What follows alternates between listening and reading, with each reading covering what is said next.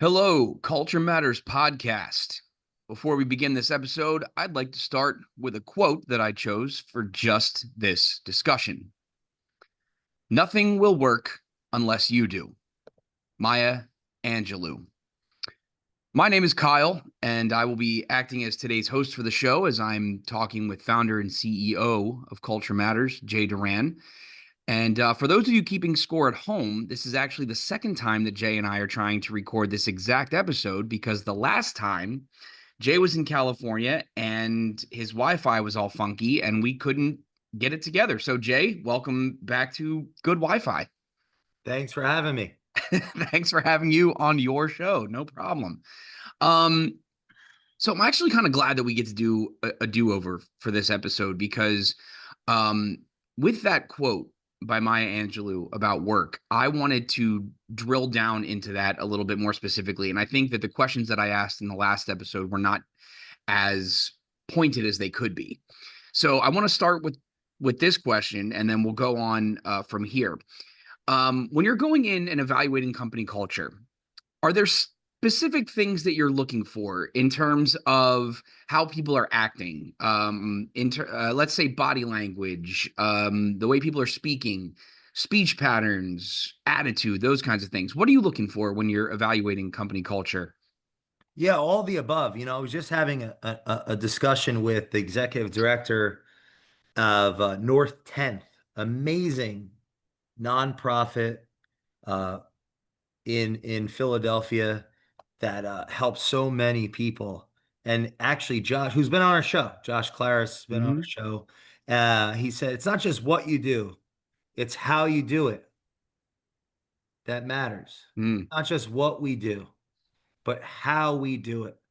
So, how are people showing up in the workplace? That's going to reveal aspects of the culture, the story that's driving the stories that are driving the organization, the overarching clarity of the story of why the organization exists in the first place. It will reflect the core values of the organization, those that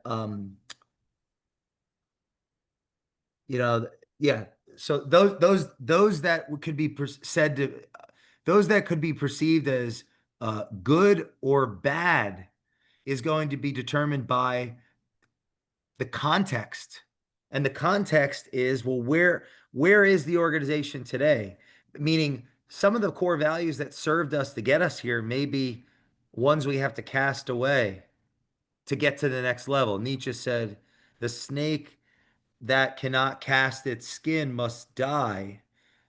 Just like, or just, yeah, just like a mind that's prevented from changing its opinion ceases to be mind. So we're Mm. looking at how people actually show up, what's actually happening in the organization, and having a third party point of view on that can help, can be a necessary component to create advantage, advantage for the business and more opportunity for customers, shareholders, stakeholders, everybody, employees. But yes, you're great question, and also some analysis in there. So the benefit of having a third party come in essentially is that you come in with no preconceived notions. So if I've been working at this company for 15 years and I'm engrossed or ingratiated in the culture or in the company itself, I'm going to have a certain way of looking at things, and this is just business as usual. And maybe that's not a good thing. So your benefit as a third party coming in kind of blind is that you can evaluate from the perspective of somebody who's never seen any of this before. Correct? That, and we may also be necessary stewards of what everyone knows, but isn't either willing or willing or able to share. Mm-hmm. It's to know one, not necessarily any fault of any party, maybe even just a consequence of growth, a consequence of the organization changing. It's not the organization it once was. We're Mm-hmm. not the people we once were. Our roles, our responsibilities have evolved with the growth, and we haven't even figured that out yet. And it can help to have a third party have a conversation Yeah. with us. And now the question becomes how, so yeah. And there's a paradox of experience in the sense that the more experience one has, one tends to drift from the behaviors that were necessary to gain that experience. Right? Hmm. It's like trying to play tennis against yourself. You're running, you hit the Right. ball and then you're running to the other side and then hitting the ball back. And sometimes you hit the ball too hard. You can't play get tennis against yourself. That's what growth does. It makes us obsolete in that tennis game. Right. We was like, oh, what's my role now? And this goes for everyone, even the chief. Like you mentioned, founder and CEO. There's an oxymoron in that, in the sense that not all CEOs are founders, but every founder is inherently a CEO in the sense that, they can decide, but where are the executives? I was looking before this podcast.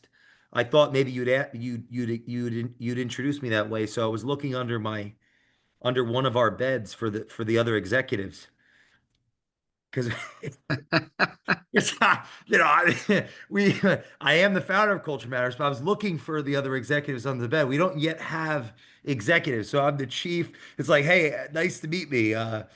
I, like me, myself, and Jay, like me, myself, and Right. I. Right. It's there. That's what so that leads to blind spots. I guess that's kind of my point in that. So even for the founder, and then, there's going to be blind spots for all, and the Right. third parties are supposed to help. So, those in the helping professions, consultants, uh, analyze the organization and give feedback. Advisors come alongside in a core expertise to their client and are asking questions. Great questions, necessary questions. They have the edge. It's an interesting uh, component is like to have the education and experience to actually subdue opinion and ask the better question, like you are on the show as the interviewer of me on the show. It's like, all the things that you're learning as we go through this and we grow in the company and work with clients and everything. It gives you the content to ask better questions on this show, not just voice all the things that you've observed and learned, but ask better questions to bring out even more value from me, to even help me think and grow beyond. That's the power of questions and that role. Well, let's get specific. Let's get very specific on the work that goes into this. So you've been hired to come in to evaluate someone's company culture. Where does the work for improvement begin? Is there a specific thing that you like to do for every company where you start here and begin that work? Or, as we talked about, I believe it was in the last episode, is it more about every company's different, so every starting point is different? That's why I look at our core values, preparation, urgency, curiosity, consistency, focus, education. I'm talking about core values of culture matters in the consultative advisory context. Preparation's that first one because no matter the let's say the difference in company size, perceived problems, actual problems, whatever the scenario is, preparation is we're going to prepare first. Now, what does that preparation look like? We have to use common sense, intuition, our experience, and our education. Like, but the principle of preparation. There's going to be information gathered before you physically get to wherever you're physically going or virtually going. There's going to be a time. So I would say the lesson there first, no matter what the because I'm trying to answer both of those scenarios at the same time. One is preparation is the guiding principle. And yes, it may be different every time, but there's going to be discovery. Mhm. There's going to be gathering information because the gathering of information is part of what makes the relationship valuable from service provider to client. Mm, It's like someone outside of the system investing time, energy, attention, intention on gathering information that then can be used in a powerful, proactive way for the organization. So we prepare first. Now that principle, I think, could be helpful to anyone listening to this in all sorts of aspects of their lives. How much training takes place for a professional athlete to play a game. It's all the hours outside of the game that's happening, so that they're there, and they're present, and they're just like operating at the highest level possible. So first we prepare, and that's an investment of time and energy before we get in the game. right, right. Um, okay, here's the scenario for you. This is, I think, to maybe even drill down a little bit further. We've talked a lot about maybe the executive level, the CEO level, however you want to phrase it. But let's say that a company has gone all in on improving their culture, and you've done your prep work. You're now working with the founder or with the CEO or with whomever. Once that work begins with that person, there's going to be a culture shift within the company, presumably, if everything goes according to plan, right? So, what does that look like for the rest of the company? In other words, when a culture shift happens in the company, what does that mean for the boots on the ground folks? What does that mean for day-to-day operations? What does that mean for the people that come in every day and do their jobs? If they are have been working at this company for a while and they understand the culture to be one thing, and obviously it's not an overnight shift, it's not going to be just, hey, today everything's different. But as that culture shift begins to take place, what does that look like for the boots on the ground folks, the folks that are in there in the trenches and doing the work? Oh man, I'm gonna try to answer this in a minute because I know we're limited time. That's all right. But Go if we go can nuts. start, yeah, if we can focus on this in the next two conversations, I think it'll be really helpful Let's for do it. for me. It'll be helpful for me. Um, their change is going to create opportunity to go for people to grow and for some to go, and figuring out who may have been ready to go up, but there was a governor on their potential, Mhm. versus who it would have been best to go, because there are but but they weren't asked to go. They like There are those that will go that should have gone up, and there are those that um will, how do I say this? People can be coached up, people can be exited, people, you know, will be in positions where they'll be elevated because they were ready the whole time, but the organization was holding them back.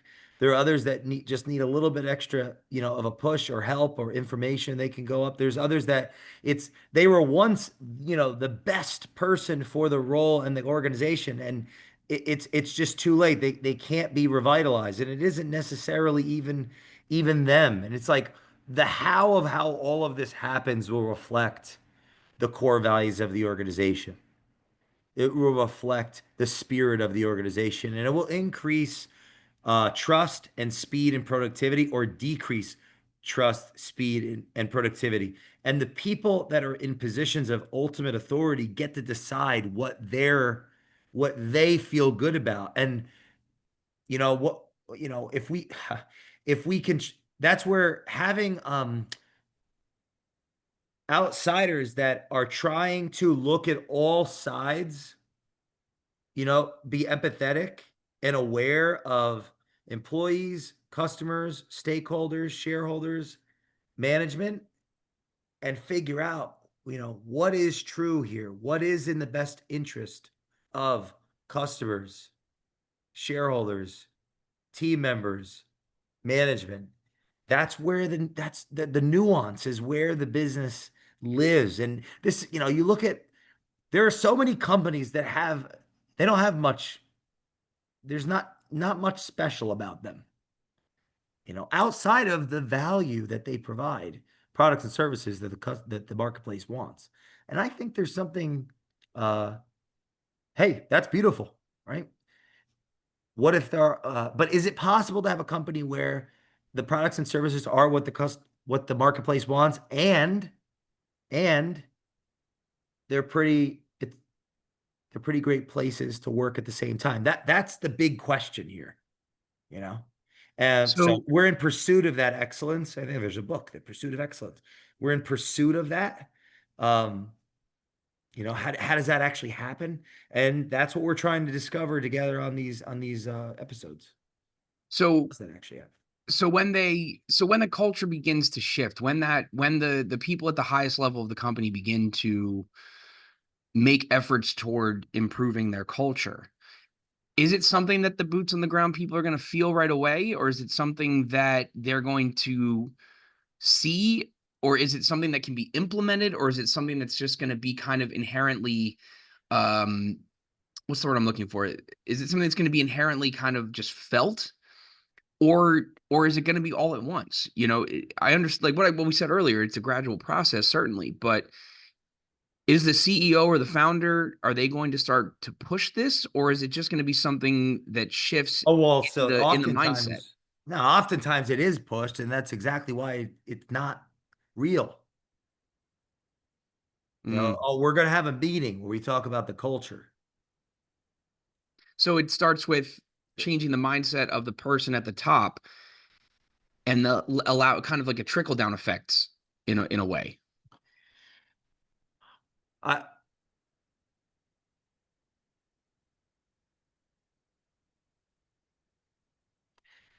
the person at the top is going to influence the culture on a level that is, uh, on a very, very deep level, you know, and a lion's share of my time is spent helping them mature as leaders, as thinkers, as visionaries, as um, as as executives, so that so that so that.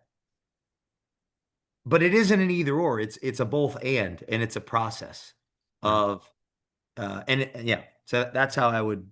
That's it. Isn't one or the other. It can naturally swing to one or the other, and it shouldn't just be one or the other. It should be both. I like that. I Like like this, that. oftentimes what you'll see, but this is, there are a lot of ways to skin this cat, and I think the more valuable insight here is that it's something to pay attention to for our listeners.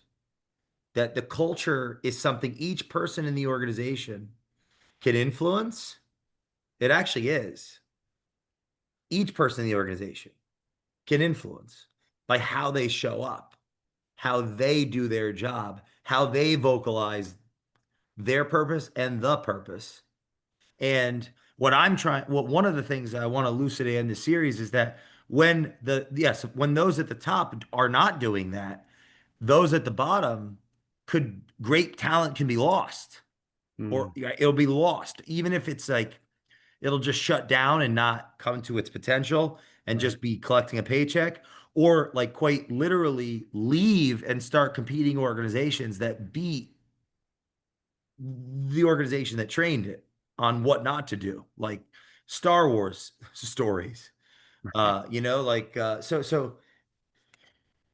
We're the leadership is huge. The leadership is huge, and there are people that work really. Let's say people in positions of authority and influence, like the CEOs, that work really well with consultants and third parties, and that's part of their business strategy and part of how, the books that they write about how they created the best thing ever. And then there are those that have a completely different philosophy, and they didn't go in that route, and they also have great, pretty, very impressive, and argue, great organizations, and It's to each their own in that regard, I would say. I Right. don't like to pigeonhole to, it has to be this way and one way. What I could say is if we show up with our core values the best possible, we end up influencing and leading and teaching at the highest level, other or the organizations that we work with. The reason I liked the culture subject was it is it's multidimensional. It's there's you have to understand multiple, you have to be involved in multiple contexts at the same time. Mm, The story of the organization, its identity through core values, the governance, how, the organization chart, the personnel, the rituals, the symbolism, how do you actually create a meaningful organization? Where does that start? And how does it continue? And how do you balance these different masters, the customer, the people, the shareholders, the stakeholders? It's, business 101. It's just as the world changes, as our society changes, culture, I believe, becomes that a leading indicator, not a lagging indicator. mm, And we'll explore that. yeah. Well, I like that you kind of gave me the topic for our next episode. I think we're starting to hit on some good stuff here, but I think next week when we speak again about this, I really like the idea of drilling down on like organic culture and the influence that everyone in the company has on the culture and how they can influence that. So start your prep work now so that we can have another good conversation next time. But Jay, any final thoughts before we end this episode? Yeah, culture generally doesn't work. Mm, Uh, there's an interesting paradox in the whole thing, and that those that really seek it oftentimes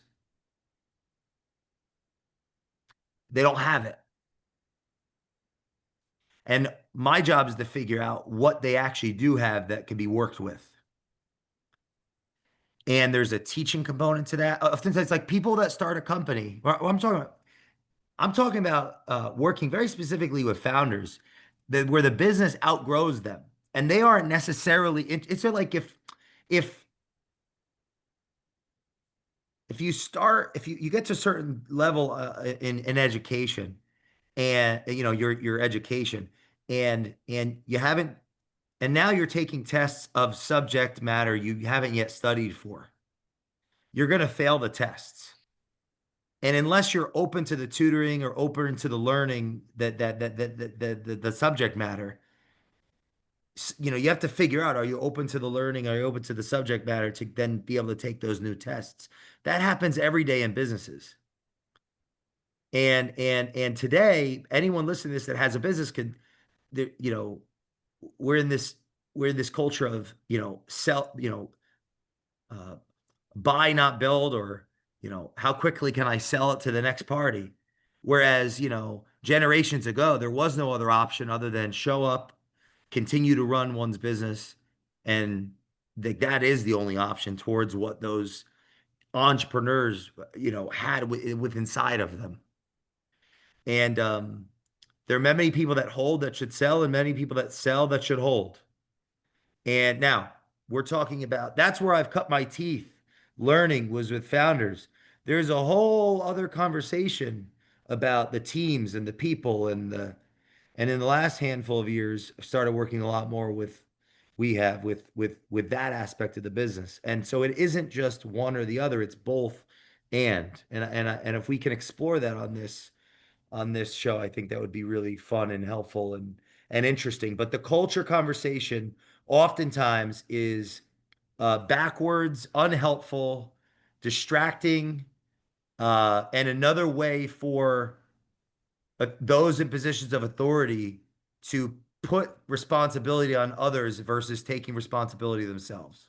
mm, And it's not beanbags and pizza parties. Those things happen naturally when relationships are formed and the purpose is real, and sacrifices are made and values created. And that's something I also would want to share. Oh, there you go. Uh, Please share this episode with someone who you think will benefit from today's message and today's conversation. I want to say thank you to Jay Doran for taking the time to talk to us today. My name is Kyle, and we will see you next time on the Culture Matters podcast.